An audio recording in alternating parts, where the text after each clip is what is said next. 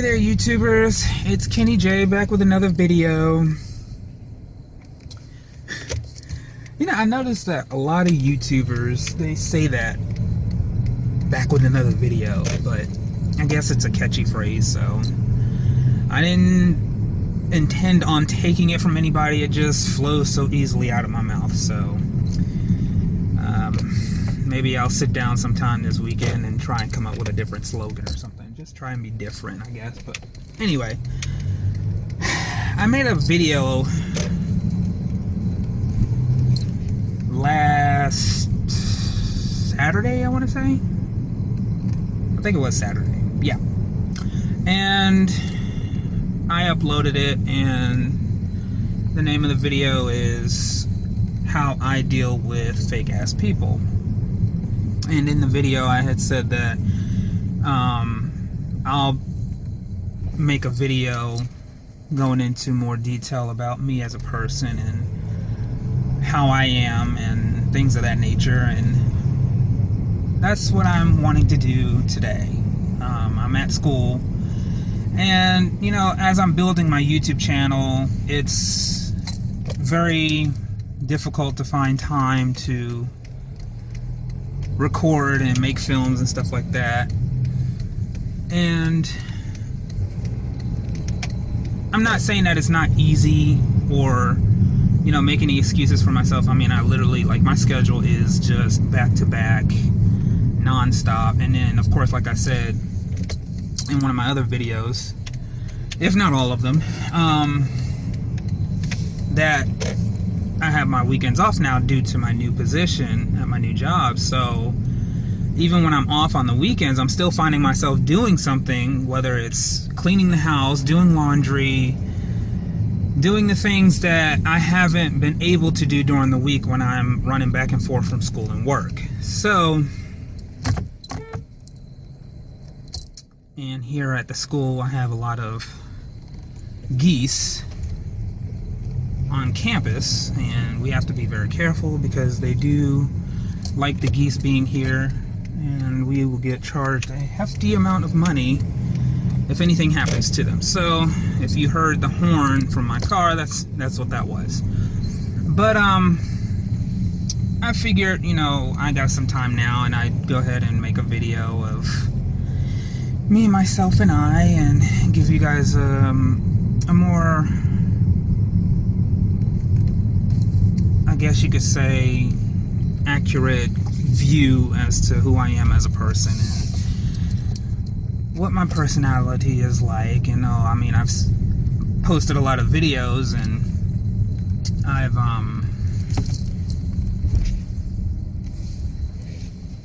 talked about things that are very personal to me, talked about things that bothered me, but I haven't really spoke about who I am as a person. And, as I said in my previous video, I am 29 years old, and I want to say that I want to be positive all the time, and I really do, I admire people who constantly have a positive outlook on everything. It doesn't matter what happens to them. Somebody can come up on whatever day, at whatever certain time, and for no reason shoot them in the foot and look at them and laugh about it, and they will, for some odd reason, have a positive outlook on what just happened. And I said, I would like to be like that. I would like to be somebody who would inspire people and to give this ambiance of positiveness and things of that nature. But I have to be real with myself. And the thing is, like I said in my previous video as well, I have a very bad temper. Now, and not to say that I'm the most violent SOB on the planet, but I know that I have my limits, and I know that when pushed to those limits, I sometimes, if not often, lose my temper. I lose control, and I've not committed any crimes or anything. I'm not saying that I'm a criminal of any sort, but I have been known to throw things and, have a tantrum here and there. And I have to really be honest with myself. And it comes from a long line of being bullied a lot, being felt to believe that I was alone in this world. When I was growing up, I grew up in a household that kind of still is now at some point kind of divided. I didn't have a horrible childhood, but it wasn't the best. My mom, who I love dearly, she was still trying to be a mom and go through whatever it was that she was going through at the time. She had just met my dad. This was back in early, I want to say 90s, late 80s, early 90s. So I had already been born to my biological father, who I have no idea. I have not met this man.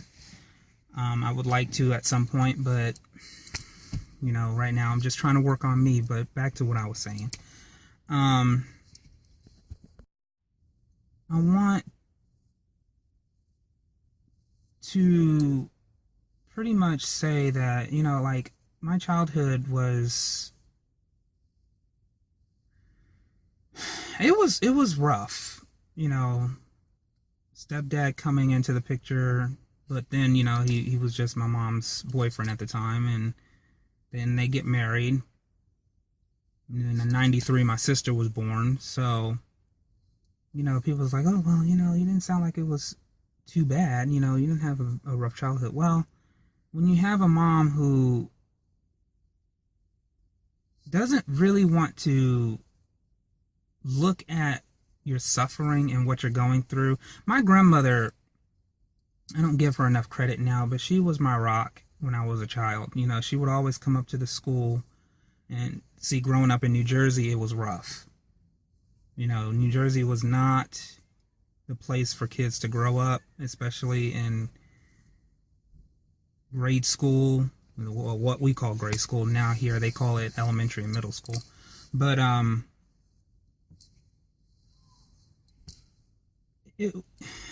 felt like I had to really just depend on my own.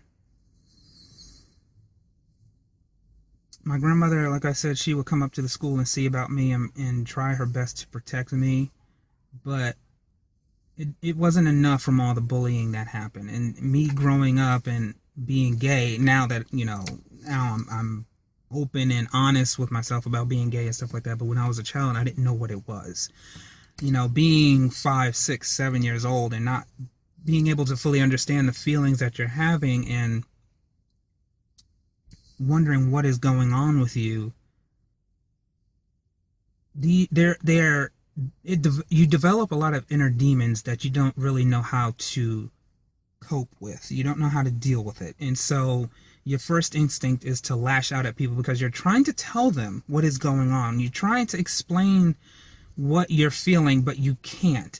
And when you're being bullied, it's like a whole lot of issues, a whole lot of problems that you're already dealing with becomes 10 times worse, because you're trying to tell people what's going on top of being bullied. And then, your mom is too busy with what she's doing. Well, then I didn't know what to call him, but now stepdad, he doesn't care, because it's, he's like, you're a boy, you should be able to, stand up for yourself.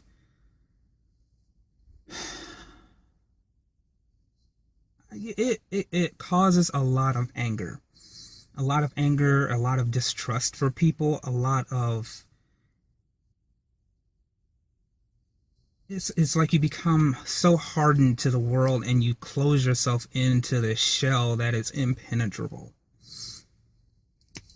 And that's what happened. And so for years after, I was just so standoffish with people. I was so untrusting of people when they first met me. People would shake my hand, but in the back of my mind, I'm thinking, I'm expecting you to stab me in the back, so I really don't want to get to know you. I don't want to know these people. Leave me alone. Because that's how I was made to feel all those years. And growing up and still not understanding my sexuality, and growing up in a family that was, constantly going to church every Sunday, Bible studies every Wednesday, it became this, okay, now I'm starting to understand what's going on with me, but I still can't tell anybody because I don't feel safe. I don't feel safe. I don't feel like I can trust anybody. And, I'm going to be honest, like I said, I love my mom to death, but my mom, she saw what she wanted to see.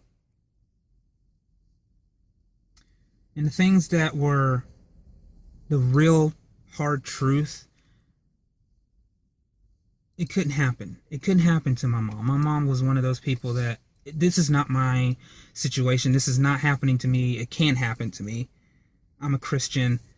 This doesn't happen to people of God. Well, Mom, I'm sorry to say, but it does.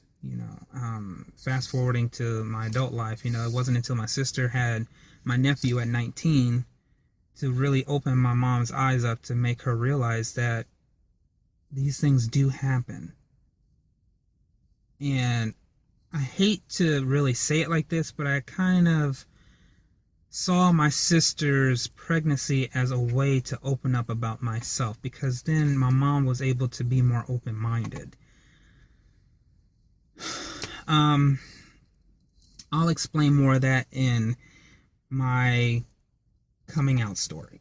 That's going to be the next thing that I want to do for you guys, and that's going to be a whole video into itself. And a lot of what I'll describe in that video is what I'm describing here, but this is kind of setting the platform to me as a person. But I find it very hard to be positive about some of the most simplest things. I suffer from ADD or ADHD. I can't determine which. I believe it's ADHD because I do have a very hyper personality. So it's hard for me to concentrate on most things, So as a child, being that way, it was hard for people to determine what kind of personality I will have, because I can be happy one moment and then something catch my attention, or something happens and my mood shifts. And most people will say, well, that's bipolar, that's not ADHD. But the thing is, they're relatively close. And correct me if I'm wrong, but from my understanding, they're relatively close. My mood doesn't shift instantly, but I don't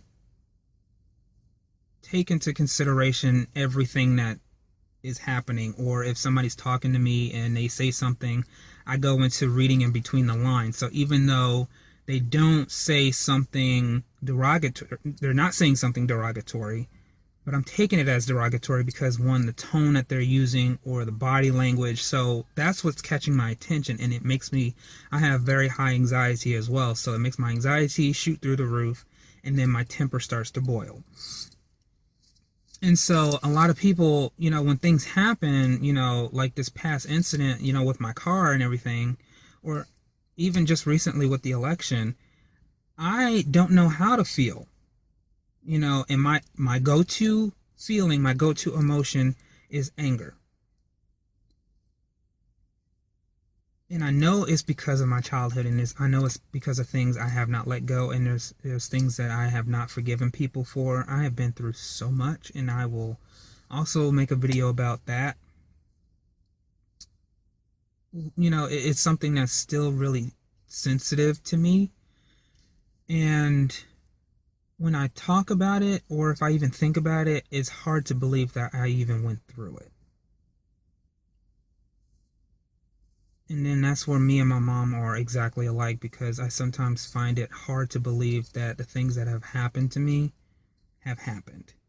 You hear these stories and they say, "Oh, well, I feel for you, but that's not going to happen to me."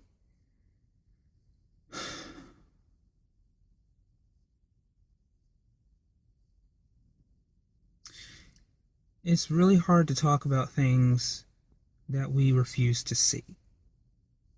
And I believe that's just American culture as a whole. We're made to put on a blind, I guess you could say, blinder, a very big peripheral vision enable. I'm trying to find the words and try not to break down at the same time, so forgive me. But it's like we're taught to put on a facade, a blind eye to the problems of society, and to accept the awards, the accolades, the things that have progressed in the United States.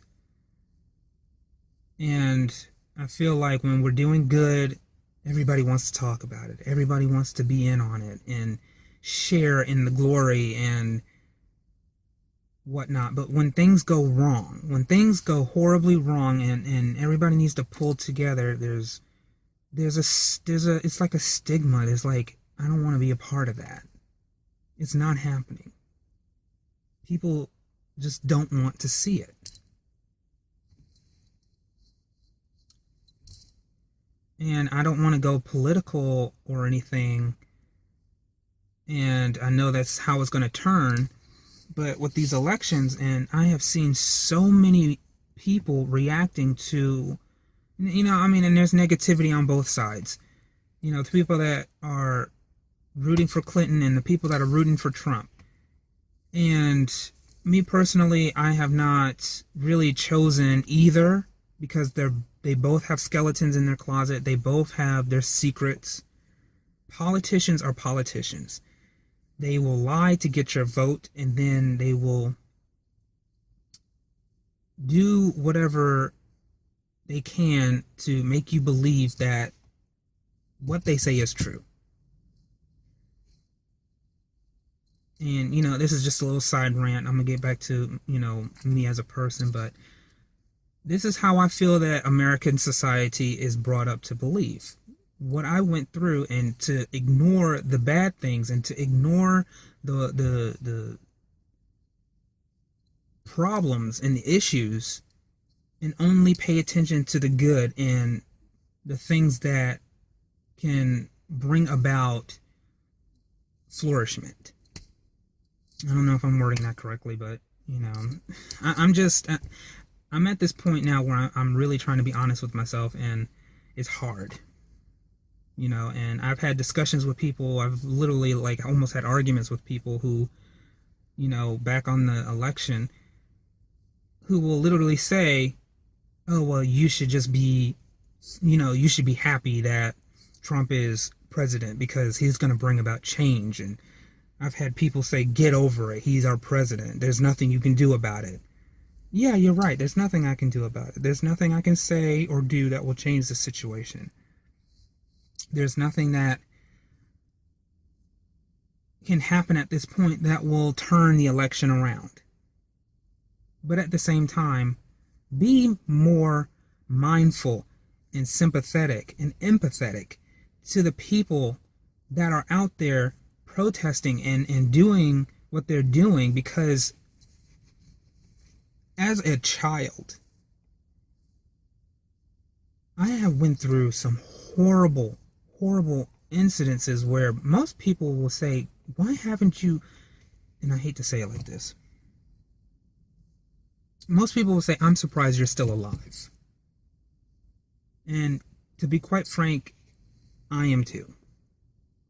I am so lucky to be alive. I have in my past tried to kill myself multiple times because of the issues that I was going through. My parents had put me into so many therapy sessions, so many psychiatrist sessions, and still was trying to figure out what was wrong with me. I wasn't a communicator. I wasn't somebody that just opened up as, like a book. I just never trusted people enough to open up.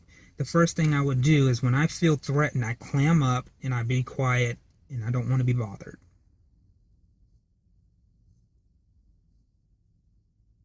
And as a society, this is what people do, especially white Americans. It's like they were trying to make you believe that you are not meant to coincide or coexist with them on the same level. Going through that, going through my own issues, my own sexuality, warfares that I tried to battle but couldn't because I just didn't fully understand.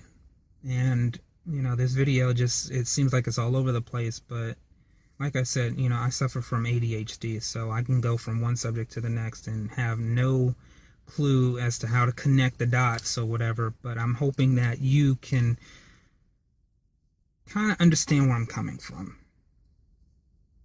People who say that we should just get over what's going on now, I can't, because this is my livelihood. This is people that are in my family. This is things that I have gone through as a child. And to say you need to get over it because this person is president, well, I'm sorry, it's hard to stand for something that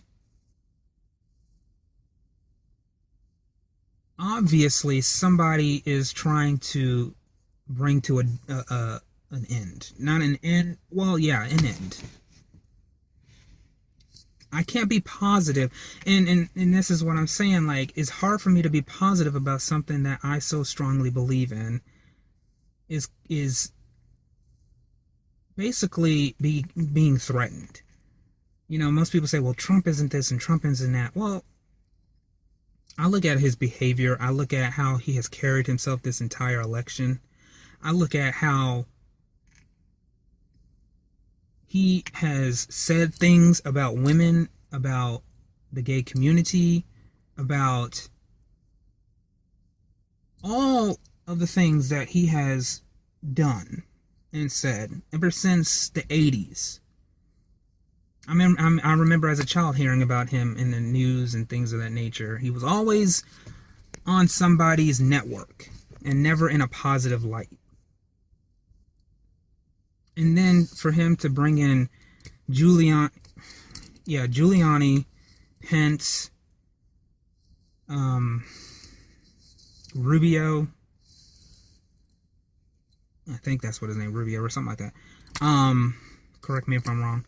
But the people that he has coming into his cabinet and his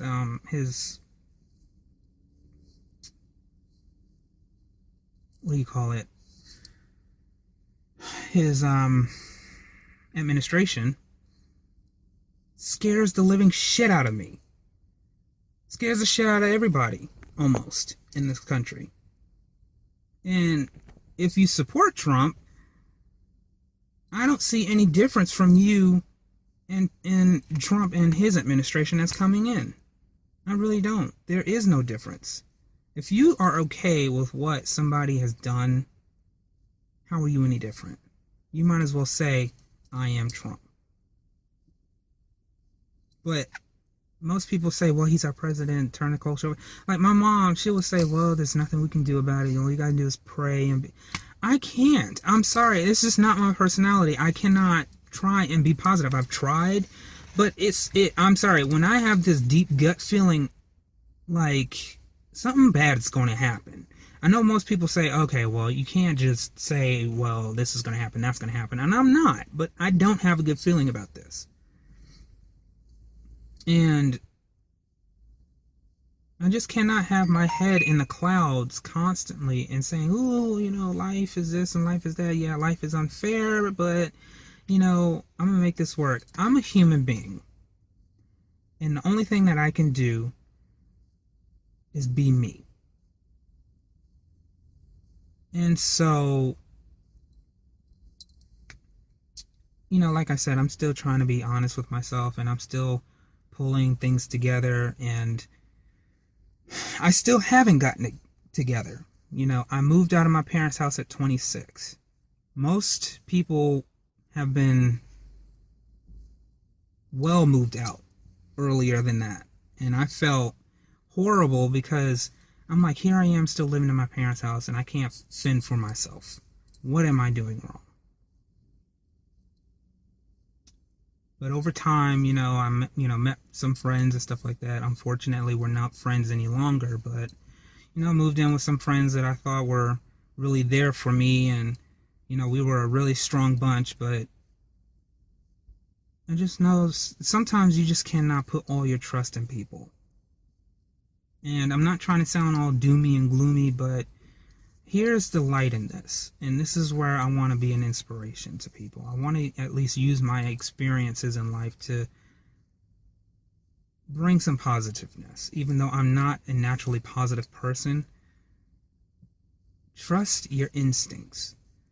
Always be aware of your surroundings. When people come together and they meet for the first time, sometimes those people do not have good intentions, and you have to be able to tell the difference. Are they here because they're trying to use you, or are they here because they generally want to know more about you?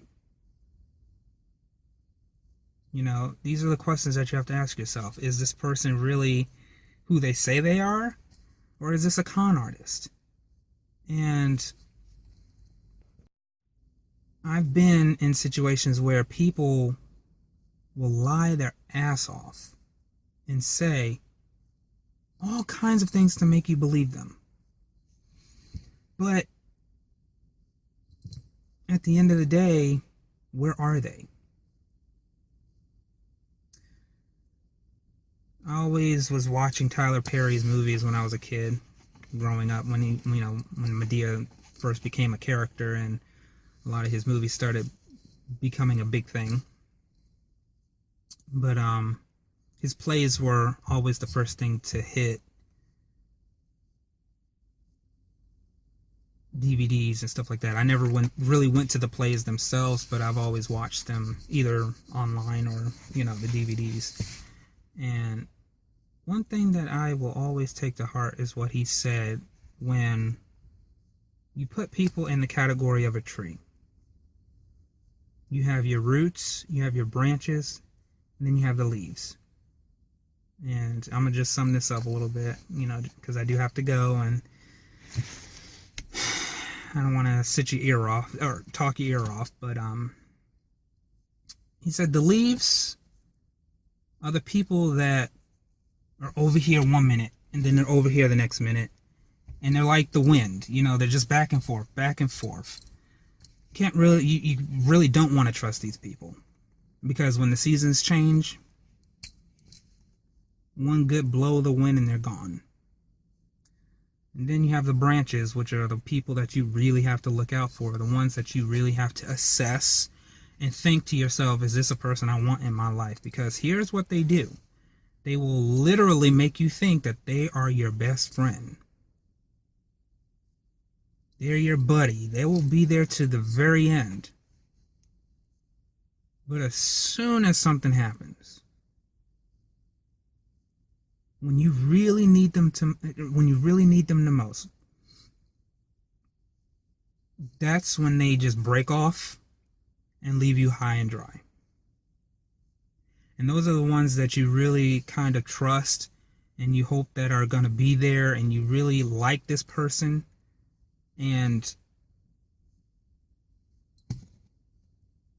they're the ones that leave you sitting there wondering, what trust can I have in humanity if all I'm going to do is meet people who keep just using me emotionally? And then you have the roots of the tree. And I can attest to this. No matter what happens to the top of that tree, above ground, those roots are still in the ground. The roots are the strongest part of the tree. That's what makes the tree live. It makes the tree what it is. And those are the kind of people you want to have around in your life. The people that will not go anywhere. The people that will literally stick to you to the very end, no matter what happens, through thick or thin. They're almost like a partner, a life partner. Short of being married, short of being in a relationship, they are there with you to the very end, whether you're on your deathbed or at your highest point in life. Whether you're on the street and can't fend for yourself. These people will always be there.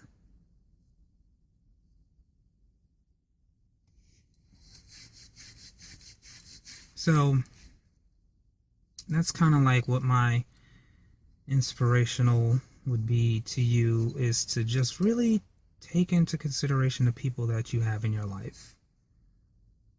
You know, family members are the ones that hurt you the most. I know it's hard to believe, but it's true. These are the people that you should trust the most. These are the people that you should be able to go to when something goes wrong. Whenever you should be able to open up and say whatever it is that you need to say or whatever you're feeling, family members should always be there.